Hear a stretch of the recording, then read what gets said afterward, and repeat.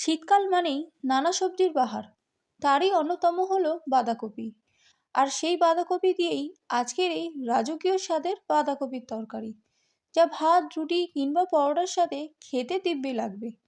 তাহলে চলুন দেখে নিই আজকের এই রেসিপি। নমস্কার বন্ধুরা, আমি পায়েল।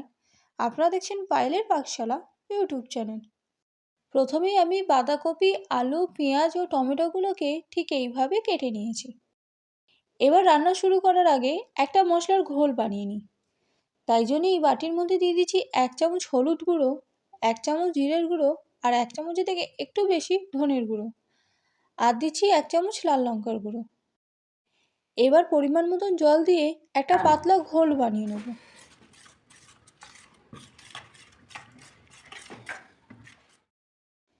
ঘোলটা হবে ঠিক এইরকম। এবার এদিকে এই আলুগুলোকে আমরা ভেজে নেব। তাই জন্য এর মধ্যে দিয়েছি সামান্য একটু হলুদ ও সামান্য নুন। এটাকে হালকা গোল্ডেন ব্রাউন করে ভেজে আমরা তুলে নেব।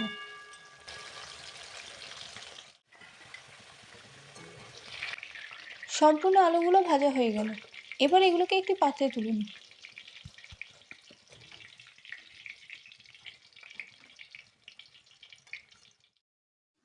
এবার এই আলু ভাজা তেলেই দিয়ে দেবো 2 চামচের মতন গাওয়া ঘি। ঘি ও তেলটাকে ভালো মতন গরম করে নিয়েই ফোড়নের জন্য দিয়ে দেবো 2টো তেজপাতা, 1/2 চামচের মতন সাহা জিরে, 4টে ছোটো এলাচ, 4-5 পিসের মতো লবঙ্গ, 1 ইঞ্চির মতন দারচিনি, 3-4টে দানা সাহা মরিচ, একটা ছোটো চক্রফুল, 4-5 দানার মতন গোলমরিচ, আর সব শেষে দিয়ে দিচ্ছি 2টো শুকনো লঙ্কা। এবার এই ফোড়নটাকে হালকা নাড়াচাড়া করেই দিয়ে দেবো কেটে রাখা পেঁয়াজগুলো। এখানে 2টো মাঝারি সাইজের পেঁয়াজকে এইভাবে স্লাইস করে কেটে নিয়েছিলাম। এবার এই পেঁয়াজটাকেও হালকাভাবে নাড়াচাড়া করেই গোল্ডেন ব্রাউন করে ভেজে নেব একটু সময় ধরে। পেঁয়াজ ভাজা হয়ে গেছে। এবার ঠিক এই পজিশানে দিয়ে দেবো 4 চামচের মতন আদা, রসুন ও কাঁচা লঙ্কা বাটা। এবারে আদা, রসুন ও কাঁচা লঙ্কা বাটাকে পেঁয়াজের সাথে ভালো মতন মিশিয়ে নিয়েই কষিয়ে নেব, যাতে আদা রসুনের কাঁচা গন্ধ কেটে যায়।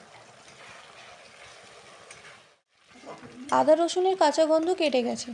এবার দিয়ে দেবো মশলার সেই ঘোলটা, যেটাকে আমরা আগেই বানিয়ে রেখেছিলাম। এবার এই ঘোলটাকে মশলার সাথে ভালো মতন মিশিয়ে নিয়ে কষিয়ে নেব, যতক্ষণে এ থেকে তেল ছেড়ে দেয়। এই দেখুন, মশলা থেকে খুব সুন্দর তেল ছেড়ে দিয়েছে। এবার ঠিক এই পজিশানে দিয়ে দেবো কেটে রাখা টমেটোগুলো। 2টো মাঝারি সাইজের টমেটোকে 2 টুকরো করে 4 টুকরো করে নিয়েছি। এবার এই টমেটোকেও মশলার সাথে ভালো মতন মিশিয়ে নিয়েই দিয়ে দেবো ভেজে রাখা আলুগুলো। এবার এই আলুগুলোকে মশলার সাথে খুব ভালো মতন মিশিয়ে নেব। মিশিয়ে নেবার পরেই দিতে থাকবো বাঁধাকপিগুলো। এখানে প্রথমে অল্প বাঁধাকপি দিয়ে এগুলোকে আমরা মিশিয়ে নেব মশলার সাথে। তারপর আবারও কিছুটা বাঁধাকপি দিয়ে ওইটাকেও মশলার সাথে আমরা মিশিয়ে নেব।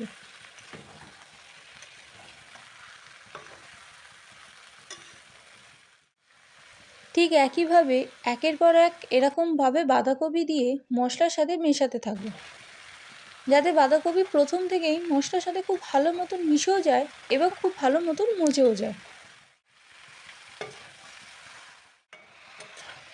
সম্পূর্ণ বাঁধাকপি মশলার সাথে খুব ভালো মতন মেশানো হয়ে গেছে। এবার ওপর থেকে ছড়িয়ে দেবো পরিমাণ মতন নুন। এই নুনটাকেও বাঁধাকপির সাথে খুব ভালো মতন মিশিয়ে নিয়েই 7 থেকে 10 মিনিটের মতন মিডিয়াম টু লো ফ্লেমে এটাকে চাপা দিয়ে দেবো।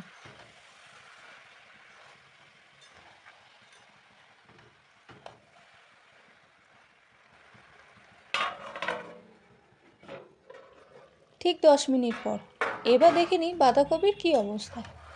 এই দেখুন, বাঁধাকপি খুব সুন্দর মজা শুরু করে দিয়েছে এবং জলও ছেড়ে দিয়েছে। আবারও এটাকে আমরা 7 থেকে 10 মিনিটের মতন চাপা দিয়ে রেখে দেবো। আবারও ঢাকনা খুলে দেখে নিচ্ছি কী অবস্থা। এই দেখুন, বাঁধাকপি সম্পূর্ণ মজে গেছে। এবার একটু নাড়াচাড়া করে দেখে নেব আলু আমাদের কেমন সেদ্ধ হলো।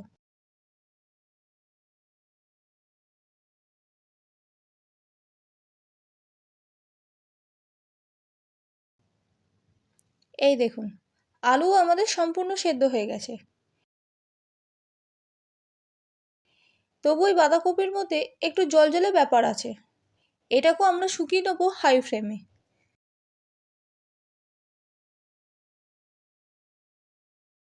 বেশ কিছুক্ষণ সময় ধরে বাঁধাকপির অবশিষ্ট জলটাকে শুকিয়ে নিয়েছি। এবার ওপর থেকে ছড়িয়ে দিয়েছি চিনি 1 চামচ, আর দিয়ে দিয়েছি হাফ চামচের মতন গরম মশলা গুঁড়ো। প্রথমে এই দুটোকে ভালো মতন মিশিয়ে নেব। তারপর ওপর থেকে আবারও ছড়িয়ে দেবো 2 চামচের মতন গাওয়া ঘি আর ধনেপাতা কুচি। তারপর সম্পূর্ণ উপকরণগুলোকে বাঁধাকপির সাথে খুব ভালো মতন মিশিয়ে নিলেই রেডি হয়ে গেল আজকের এই রাজকীয় স্বাদের বাঁধাকপি।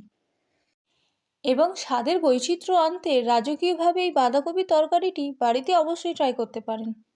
আর রেসিপিটি কেমন লাগলো অবশ্যই কমেন্টসে জানাবেন। ভালো লেগে থাকলে লাইক, শেয়ার ও সাবস্ক্রাইব করতে ভুলবেন না। আবারও দেখা হবে আপনাদের সাথে অন্য কোনো রেসিপিতে। ততক্ষণের জন্য আসি। নমস্কার।